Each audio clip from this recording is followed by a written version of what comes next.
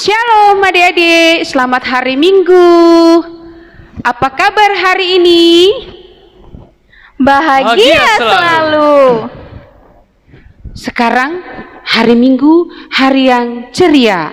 Untuk itu kita harus bergembira dan bersukacita. Kita mulai dengan bernyanyi. Bila roh Allah ada, kita menari dan bernyanyi.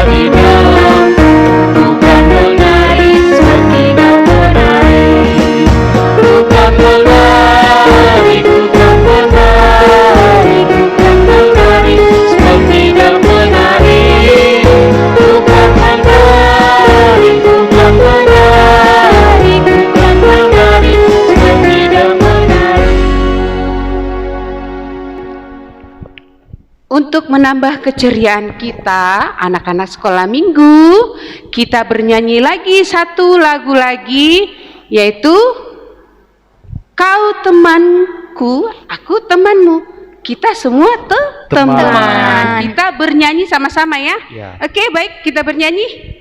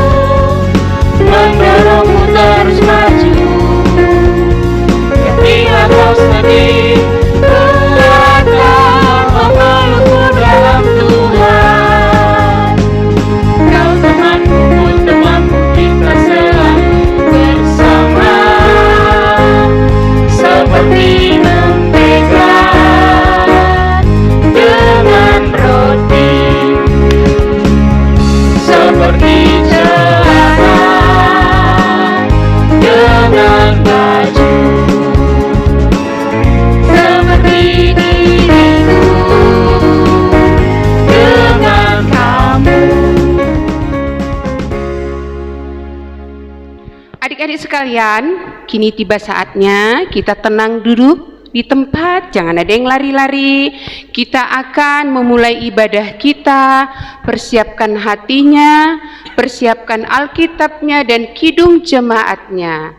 Jangan ada lagi yang bergeser ke kiri dan ke kanan. Perhatikan, kita sama-sama memasuki ibadah.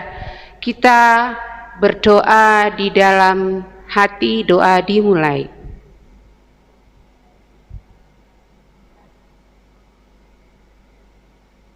Doa selesai. Kita bernyanyi dari Kidung Jemaat nomor 3 ayat 1 dan 2.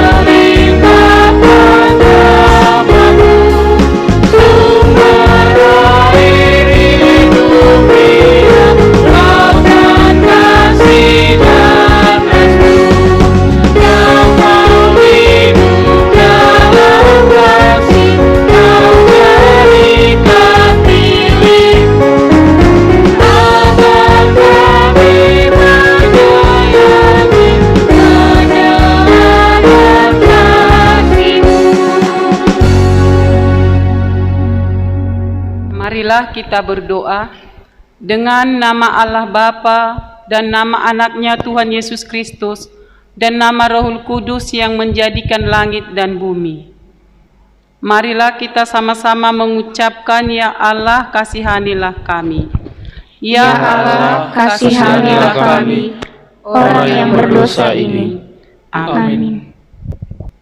Hukum Taurat Tuhan pada minggu hari ini, titah ke-6 dan artinya. Marilah kita mendengarkan teman kita mengucapkannya. Titah ke-6, jangan engkau membunuh. Maksudnya adalah kita harus takut serta kasih kepada Allah. Sebab itu jangan kita mengancam kehidupan tetangga kita maupun mendatangkan bahaya kepadanya, melainkan kita harus bersahabat dan membantu kebutuhan hidup mereka. Demikianlah hukum Taurat Tuhan. Kita sama-sama mengucapkan, Ya Allah Tuhan kami, kuatkanlah kami. Ya Allah Tuhan kami, kuatkanlah kami untuk dapat melakukan segala perintah-Mu. Amin. Selanjutnya, kita bernyanyi dari Kidung Jemaat nomor 40 ayat 1, Ajaib Benar Anugerah.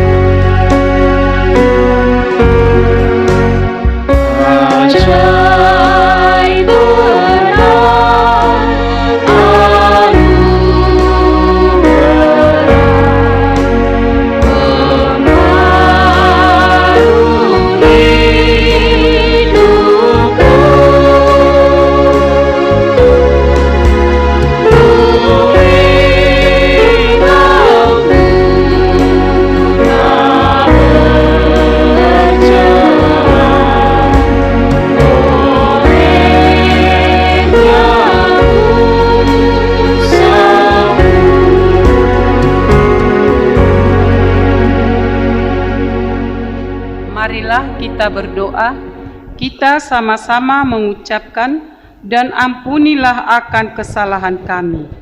Dan ampunilah akan kesalahan kami, seperti kami mengampuni orang yang bersalah kepada kami. Amin. Ayat bulanan di bulan Maret tertulis pada Roma pasal 3 ayat 24. Marilah kita mendengarkan teman kita mengucapkannya.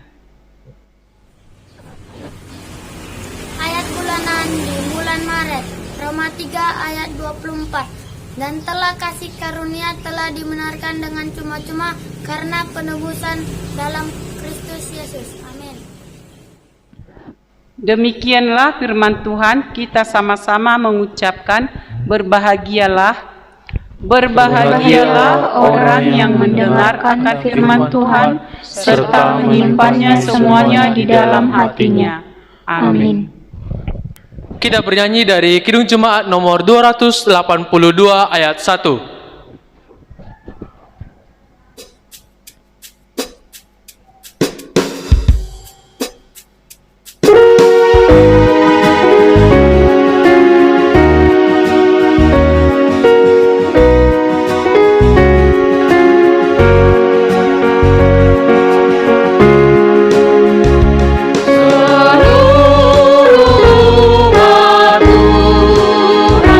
Olehnya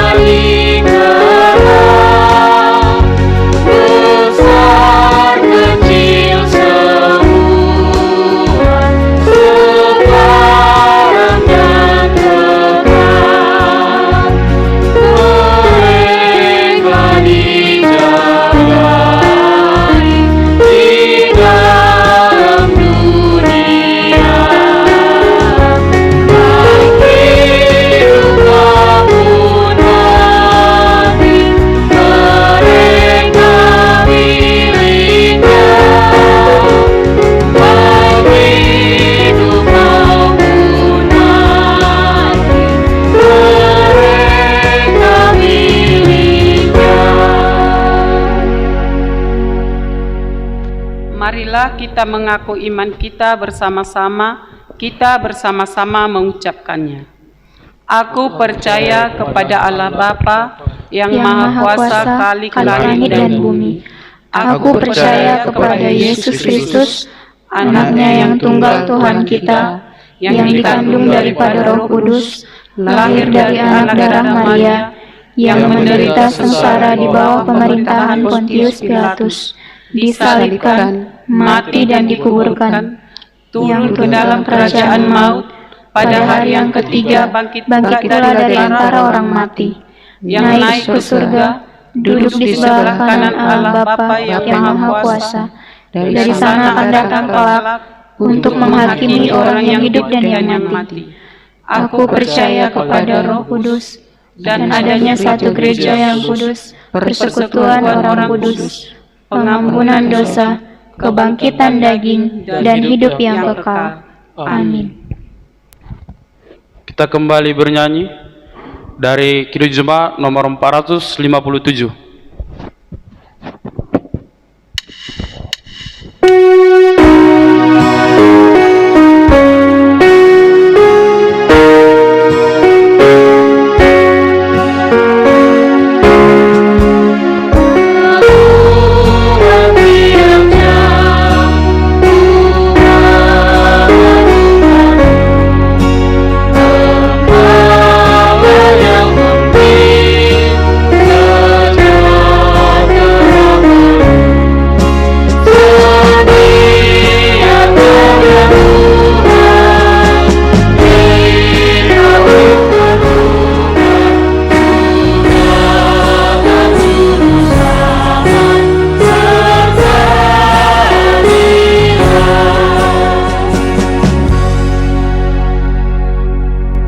Marilah kita bersatu di dalam doa.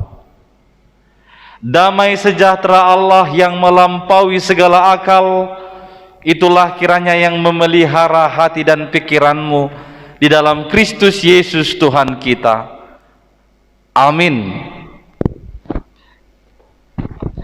Adik-adik yang dikasihi oleh Tuhan Yesus Kristus, Tuhan berfirman bagi kita pada minggu hari ini lewat firman-Nya yang tertulis di dalam Injil Matius pasal 26 ayat 57 sampai dengan ayat 68. Matius pasal 26 ayat 57 sampai dengan ayat 68.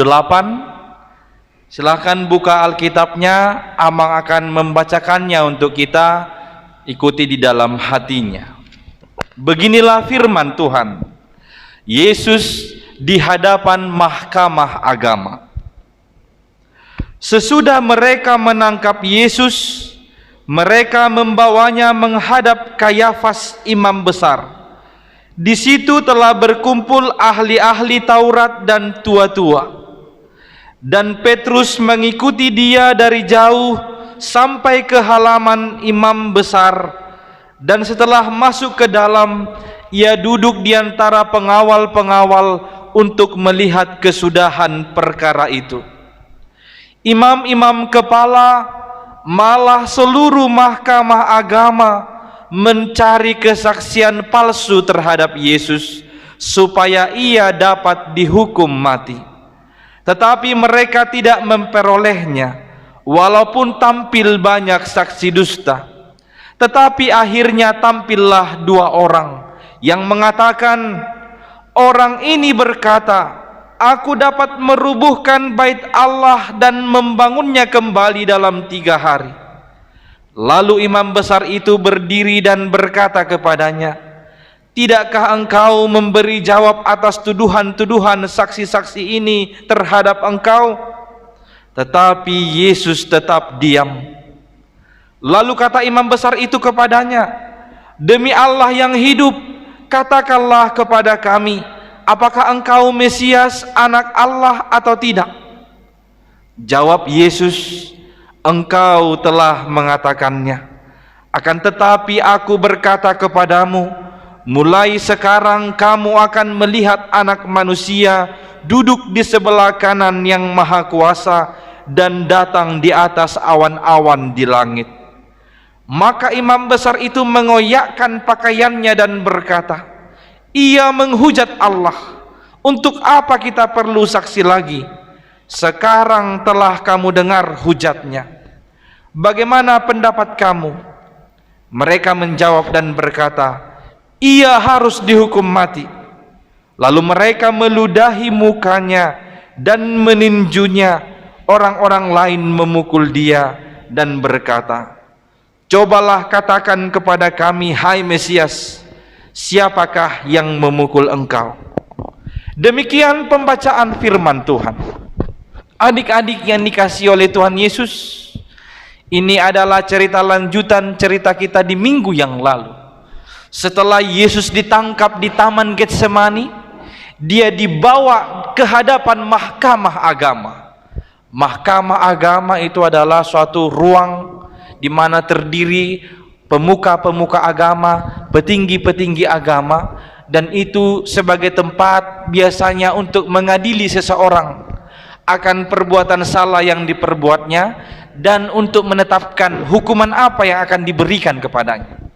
Jadi ini mirip seperti pengadilan kalau adik-adik pernah melihatnya atau mendengarnya. Di dalam pengadilan itu orang yang diadili akan dilihat apa kesalahannya dan akan diputuskan di sana apa hukuman yang akan diberikan kepada. Sekarang Yesus sudah berada di mahkamah agama. Di sana para imam-imam kepala sebenarnya tahu mereka tidak menemukan kesalahan Yesus. Maka mereka mencari cara bagaimana supaya Yesus ini dihukum mati. Mereka berkompromi semua ke imam-imam kepala. Mereka mencari saksi-saksi palsu. Kalau disebut saksi palsu, sebenarnya apa yang mereka katakan itu mereka tidak tahu. Sebenarnya apa yang mereka katakan itu mereka tidak lihat.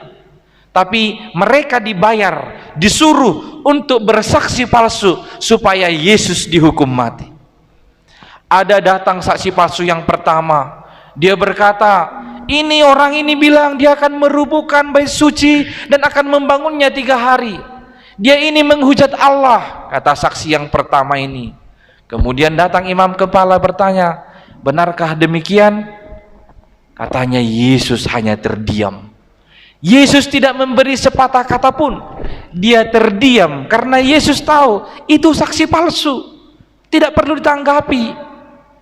Kemudian imam kepala itu bertanya, katakanlah sekarang, apakah kau Mesias, anak Allah itu? Yesus menjawab, benarlah seperti yang kau ucapkan itu.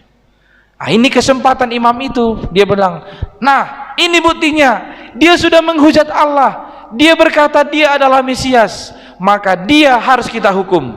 Ditanya orang banyak, apa hukumannya?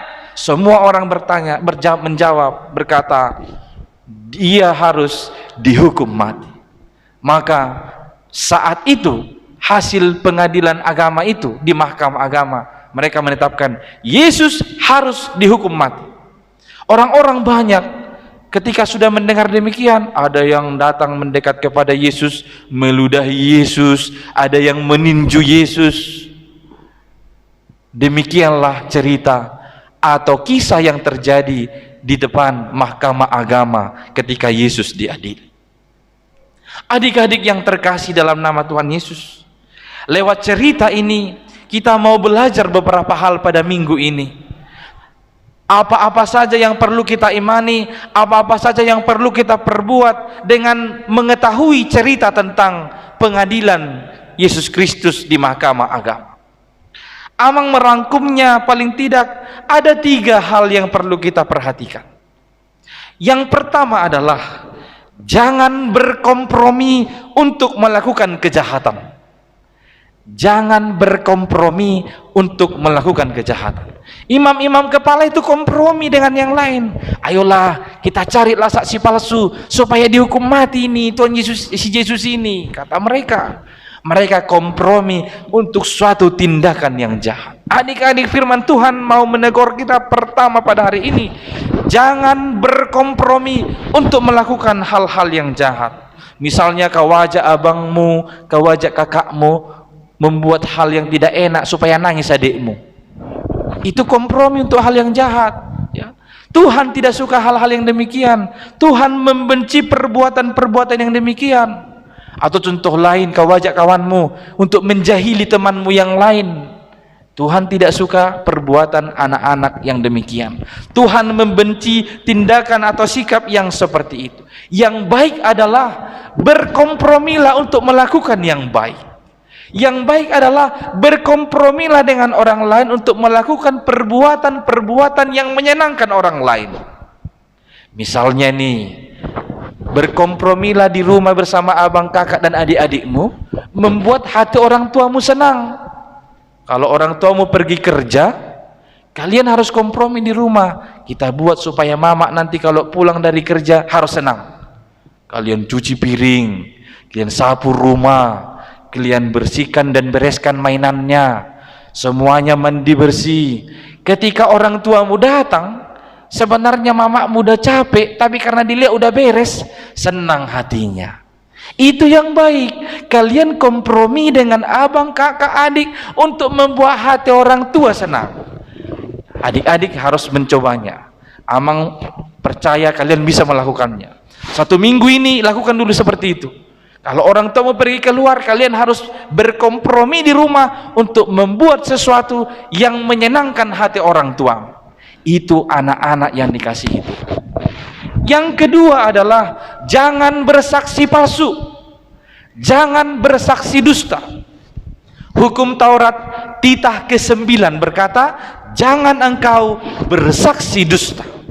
Bersaksi dusta, bersaksi palsu itu sama dengan berbohong, tidak berkata jujur, tidak berkata benar. Itu melanggar perintah ke-9. Tuhan mengingatkan kamu supaya jangan membiasakan diri berbohong, berkata bohong. Ayo adik-adik, pasti semua kita pernah berkata bohong kan? Mulai sekarang bertobatlah. Berkatalah perkataan yang jujur. Sesuatu yang sudah kau tahu, sesuatu yang sudah kau lihat, itulah katakan. Jangan kau memberitahukan sesuatu yang tidak kau tahu, membagi cerita sesuatu yang tidak kau lihat. Itu juga bersaksi dusta. Kau bilang kau lihat padahal nggak kau lihat. Kau bilang kau ada di sana padahal kau nggak ada di sana. Itu berbohong. Itu tidak jujur. Itu namanya bersaksi dusta. Tuhan mau mengingatkanmu jangan bersaksi dusta. Di dalam cerita tadi ada orang yang digaji, dibayar supaya bersaksi dusta kepada Yesus Kristus. Itu perbuatan juga yang tidak baik. Jangan berbohong. Anak Tuhan tidak boleh bohong. Lagu sekolah minggu yang bilang, bohong, bohong, bohong, itu dosa. Bohong, bohong, bohong, itu dosa. Bohong, bohong, bohong, itu dosa. Anak Tuhan tak boleh bohong. Gak boleh bohong. Yang ketiga ini yang terakhir, jadilah anak yang taat. Yesus Kristus ketika dia diadili, mulai dari ditangkap, diadili, disalibkan, mati di salib Golgota, dia menunjukkan ketaatannya kepada Tuhan Allah. Itu rencana Tuhan memang. Yesus harus mati menderita demi keselamatanmu, demi keselamatan semua umat manusia. Yesus taat kepada Bapaknya. Walaupun dia sakit, diludahi, tadi ditinju, dipukul, tapi dia taat sesuai dengan perintah Bapaknya yang di sorga. Adik-adik, hari ini kita juga diajarkan firman Tuhan harus menjadi anak-anak yang taat. Taat kepada Tuhan, taat kepada orang tua, taat kepada abang kakak, taat kepada guru-gurumu, baik di sekolah maupun di sekolah minggu. Taat. Jadilah anak-anak yang selalu mendatangkan sukacita karena melihat ketaatanmu kepada orang lain. Adik-adik, demikianlah 3 hal ini menjadi peganganmu minggu ini. Jangan kompromi untuk melakukan kejahatan, jangan bersaksi dusta atau bersaksi palsu, jadilah anak yang taat.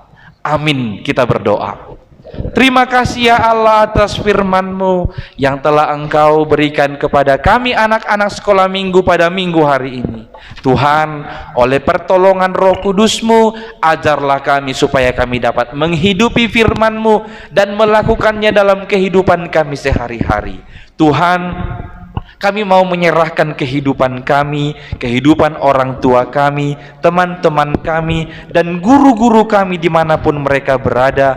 Berkatilah mereka Tuhan, berkati kami Tuhan dengan kesehatan, dengan sukacita, jauhkan dari sakit penyakit, secara khusus dari virus corona 19 ini. Biarlah kami semua terbebas dari penyakit itu, biarlah kami dalam keadaan sehat melakukan setiap pekerjaan kami.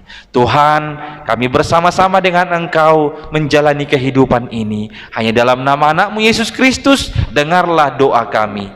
Amin. Nah, adik-adik, tadi kita sudah mendengarkan firman Tuhan yang diberikan oleh Amang Pendeta. Sekarang kita mau mengumpulkan persembahan. Tadi kata Amang, kalau adik-adik, kalau kita semua tidak boleh bohong. Nah, kita berikan persembahan dengan jujur. Dengan tangan apa, Inang? Dengan tangan manis. Tangan kanan. manis, tangan kanan. Iya. Kita bernyanyi dari Kidung Jemaat nomor 346 ayat 1.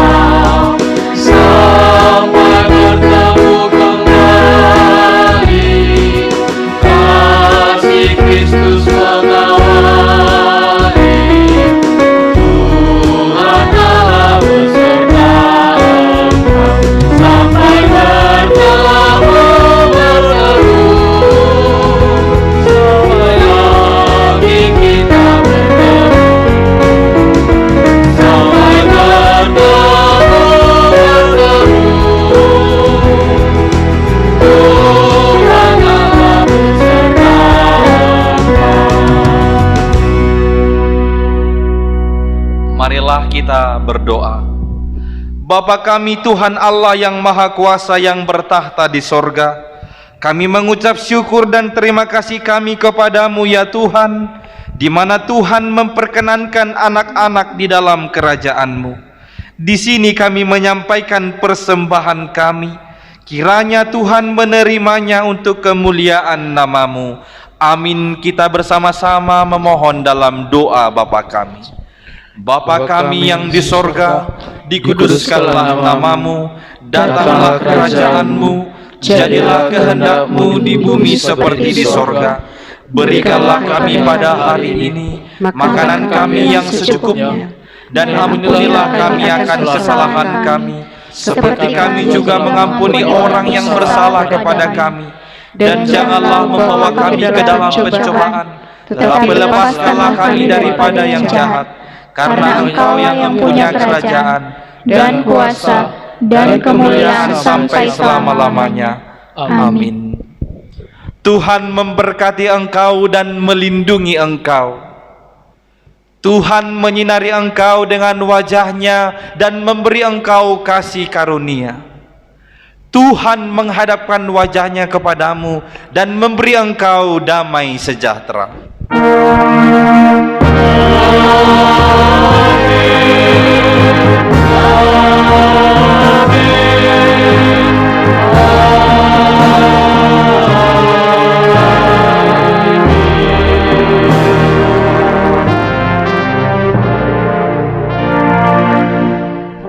Adik-adik sekalian, sampai bertemu minggu depan.